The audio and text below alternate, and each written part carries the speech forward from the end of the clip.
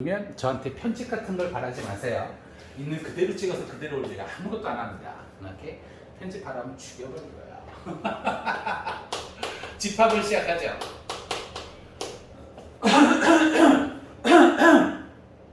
도형의 이동은 진도를 다 나간 후에 수하를 다 나간 후에 도형의 이동을 할게요. 이렇게 그래서 그렇게 하시고 집합을 먼저 하죠. 그 뭐 당연한 얘기인데요. 항상 수학에서 가장 중요한 것 중에 하나는 정의예요. 집합이 뭐냐 이거죠. 집합이란 기준이 명확한, 확실한 것들, 사람이면 사람, 것들의 모임을 집합이라고 합니다. 집합은 기준이 아주 명확한 것들의 모임이에요. 예를 들어 높은 산들의 모임, 그거는 집합이 될 수가 없어요. 높은 산에 대한 정확한 기준이 없어요. 1에 가장 가까운 수의 모임.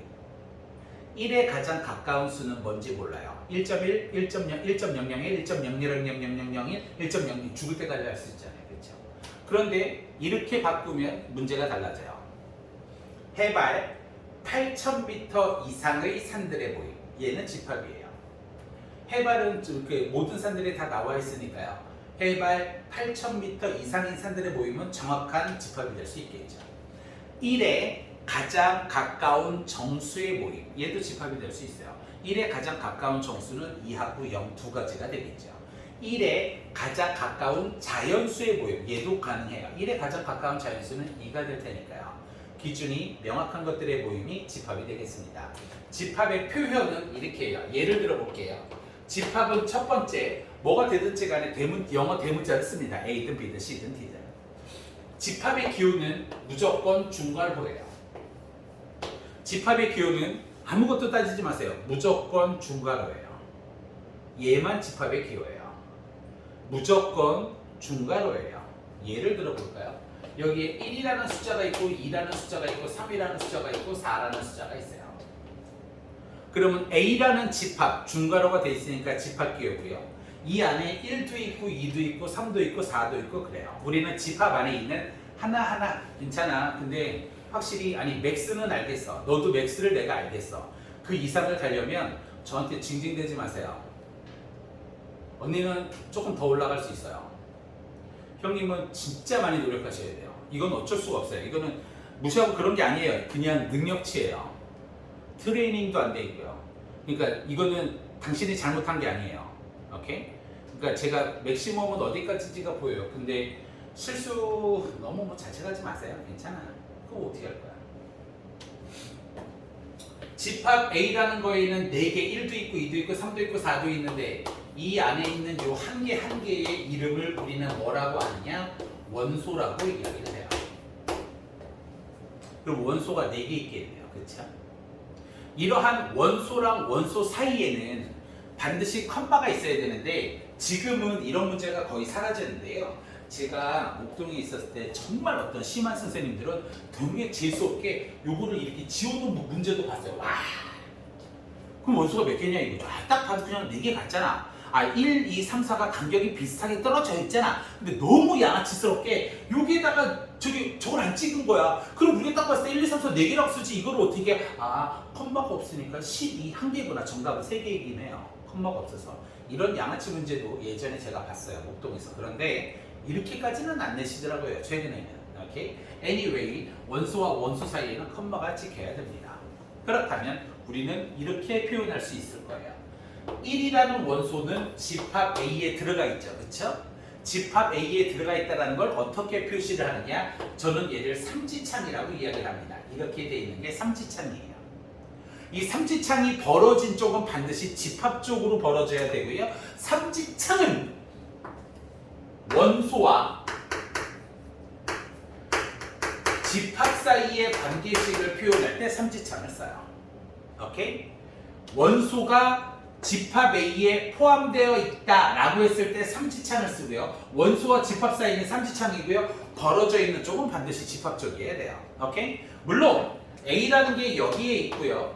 3이라는 게 여기에 있으면 3이라는 원소는 A에 있죠. 그쵸? 그럴 때는 원소와 집합 사이의 관계는 삼지창을 써야 되고요. 반드시 벌어지는 것은 집합적으로 벌어져야 됩니다.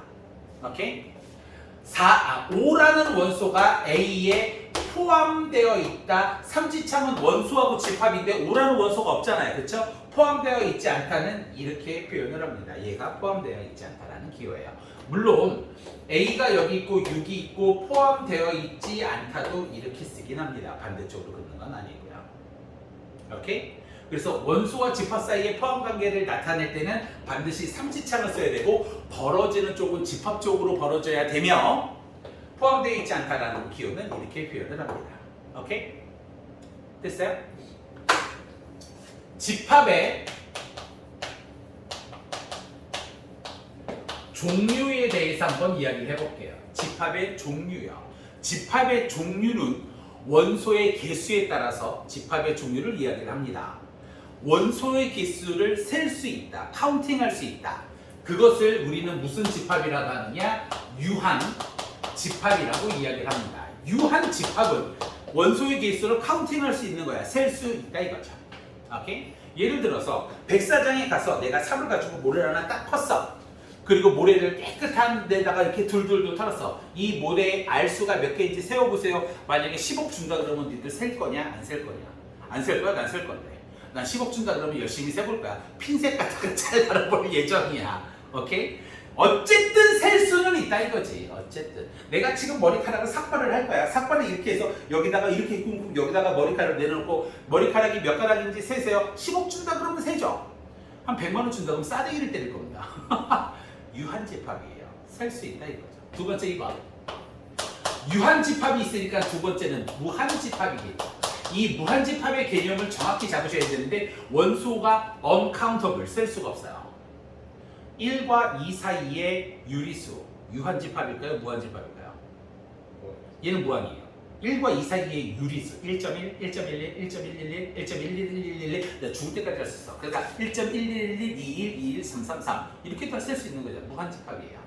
원소가 도저히 셀 수가 없이 너무나 많은 집합을 무한집합이라고 하고요. 원래 이거를 3번이라고 하면 안 돼요. 이 3번에 있는 것은 유한집합에 포함되는 건데 워낙 좀 독특해서 저는 빼서 합니다. 공집합이에요. 공집합은 유한집합 안에 포함되어 있는 거예요. 공집합은 원소의 개수가 없는 거예요. 오케이? 이 반에서 키가 2m 이상인 학생의 모임. 키가 2m가 되는 사람은 없잖아요. 그렇죠? 그런 게 공집합이에요. 죽어도 기억하셔야 돼요. 공집합의 기호는 얘예요. 오케이? 얘가 공집합이에요. 만약에 이렇게 되어 있으면 얘는 공집합이 아니에요. 얘가 집합기호고요. 이렇게 생긴 원소가 들어가 있는 거예요. 오케이? 그러면 A라는 집합의 원소의 개수가 4개잖아요. 그렇죠? 제 원소의 개수를 이렇게 표현을 해요. 여기다가 쓰자. 원소의 개수를 이렇게 표현을 해요. 일단 얘를 기준으로 보면 집합 A의 원소의 개수가 몇 개입니까? 1, 2, 3, 4, 4개예요. 그렇죠? 걔를 어떻게 이야기를 하느냐? 집합 A의 원소의 개수가 넘버링이에요. 집합 A의 원소의 개수가 몇 개 있느냐 이거죠. 저거를 예를 들어서 설명을 할게요. 4개예요. 오케이? 그렇다면 요 사이에 반드시 집합을 집어 넣으셔야 되는데요. 여기에 이렇게 채워졌다고 이야기를 합시다. 얘에 대한 넘버링, 공집합에 대한 원소의 개수가 몇 개 있느냐 이거죠. 얘는 0개예요. 오케이? 그런데 이 안에다가 집합을 집어넣는데 여기가 1 이렇게 돼 있어요. 민기야. 여기에 공집합이라고 할까 이렇게? 이게 공집합 기호를 넣어볼까요? 그럼 얘의 정답은 몇 개일까? 민기야. 얘는 1개야. 얘가 집합 기호고요. 이러한 원소가 들어있다. 그래서 이러한 집합의 원소의 개수는 1개다 이거죠. 이렇게 생겨보고 생긴 게 똑같은 거지 공집합이 되려면 중괄호가 없어야 돼요. 이렇게 생긴 게 공집합 기호예요. 만약에 이렇게 있으면 얘는 공집합 기호가 될 수가 없어요. 다시 한번 얘기하지만 공집합은 유한집합에 포함되는 거예요. 유한집합은 셀 수 있는 거잖아요. 원소가 없네 그것도 세는 거잖아요. 그래서 유한집합에 포함되는데요. 저는 그냥 3번에다가 빼놓고 이야기를 하고 원소의 개수 이렇게 되고 얘랑 혼동이 없으셨으면 합니다. 됐습니까? 집합의 표현이에요. 집합은 어떻게 표현이 가능할까? 1번 원소를 나열하는 방법이에요. 원소 나열법이라고 이야기를 하고요. 가장 많이 쓰이는 방법이기도 하죠. 예를 들어볼까요? 1에서부터 100까지 자연수의 집합을 원소 나열법으로 적어주세요. 그거를 집합 B라고 합시다. 원소 나열법으로요. 집합 B를 적을 건데 1에서부터 100까지의 자연수래. 이렇게 적는 거예요. 앞에 1, 2, 3, 점점점점점, 100 이렇게 적으면 1에서부터 100까지 자연수의 모임이에요. 그런데 어떤 새끼가 선생님 점점점점에 4.1, 5.1, 6.1이 있으면 어떻게 때려 죽일 거예요. 그거 그냥 장난치자는 겁니다. 이렇게 패턴에 맞게 적어주시면 누가 별 말을 하지 않아도 1부터 100까지의 자연수의 모임이 됩니다. 두 번째, 원소를 나열하는 방법이 아니라 어떠한 조건을 제시하는 조건 제시법이 두 번째인데요. 조건 제시법은 이렇게 써요. 예를 들어서 1부터 100까지의 자연수를 조건 제시법으로 써주시는 것을 C라고 한다면 중괄호 집합 기호는 적어주셔야 되고요. 이 앞에 X바가 있어요. 이거는 조금 이따 설명을 할게요. X바라고 적어놓고 1에서부터 X가 100까지의 X는 자연수 이렇게 적으셔도 되고요. 또는 멋대로 적으셔도 돼요. X바 1에서 100까지의 자연수 멋대로 네 마음대로 조건을 제시하시면 돼요. 오케이? 그렇다면 조건 제시법에 나오는 이 중괄호 오픈된 거 바로 뒤에 있는 X바 도대체 이 X가 무슨 의미가 되느냐 이거예요. 이 X는요 원소의 저는 이게 뉘앙스가 약간 다르거든요. 저는 얘를 원소의 타입이라고 해요. 원소의 타입이면 원소의 형태, 원소의 종류가 맞잖아요. 한국어로 변형하면. 근데 왠지 타입하고는 뉘앙스가 조금 달라요. 오케이? 원소의 형태, 종류라고 받아들이셔도 돼요. 무슨 말이냐? X바라고 적혀 있으면 요 뒤에 문자가 Y, Z, A, B, C가 아무리 적혀 있어도 필요 없어. 이 집합의 원소는 X라는 뜻이에요. 오케이? 만약에 여기가 Y바라고 써 있으면 여기서 뭐라고 무슨 문자가 나와도 상관없어. 만약에 Y바면 뒤에는 무조건 Y가 원소라는 뜻입니다. 오케이? 선생님 그럼 조건 제시법은 어떻게 써요? 니들 마음대로 쓰세요. 이것도 정답이에요. 이것도 정답이에요. 오케이? 쭉 보시고 질문이요. 바로 테스트 볼 거예요. 이게 여기까지로 되어 있으니까 더 넘어가긴 좀 못하고요. 이 밑에서 시험을 볼게요. 자, 시작해볼까요? A라는 집합이 1, 2, 3이 있어요. B라는 집합이 A하고 B가 있어요. C라는 집합을 이렇게 이야기할 거예요. M, N이라고 할 건데요. 바 M은 A에 들어있고요. N은 B에 들어있다. 민기야. C 집합 원소의 개수가 어떻게 되냐?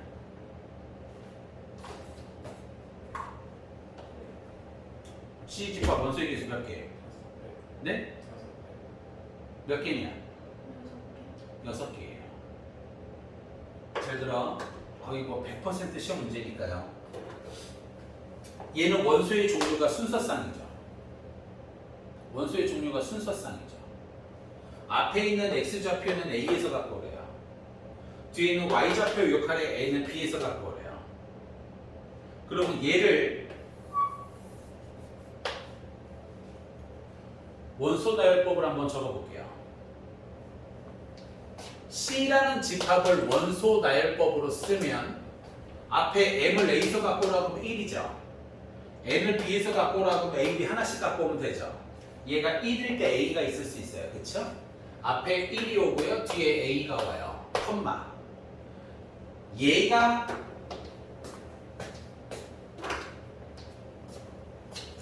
한 개의 원소인 거예요. 1,A가 있으면 좀 안 보이실까봐 흰색으로 바꿀게요. 그 다음 1, 뭐도 있을 거예요. B도 있을 거죠. 이 새끼는 순서쌍이고요. 얘가 원소랑 원소를 구별하는 컴마예요. 1,A, 1,B가 있으면 2,A, 2,B가 있겠죠. 그쵸? 3,A, 3,B가 있을 거 아니에요. 토탈 몇 개가 될 거야? 6개가 될 거야. 그죠? 오케이? 하고 싶은 말은 이 바 앞에 있는 역할은 원소의 타입, 원소의 형태, 원소의 형태가 조금 더 맞는 것 같아요. 원소의 형태예요.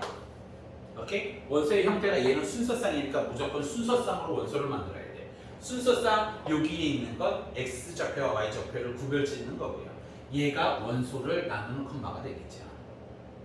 오케이? 됐어요? 그래서 집합의 표현은 첫 번째 1번, 두 번째 1번이 원소나열법, 2번이 조건제시법이에요. 원래 저기다가 이거를 녹화를 안 하면 저도 편안하게 저기 뒤에다가 쓰겠는데, 자, 세 번째 3번이에요. When diagram이에요.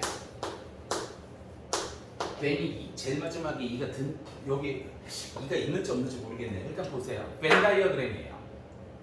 Venn이라는 분은 수학 선생님이세요. 수학 선생님이 집합을 가르치는데 어떻게 모든 애들이 수학을 다 잘하겠어? 수학을 못하는 애들도 있지. 그건 당연한 거야. 나는 이 Venn이라는 수학 선생님이 집합을 애들을 정말 잘 가르쳐주고 싶은데 애들이 이해를 못하는 거야.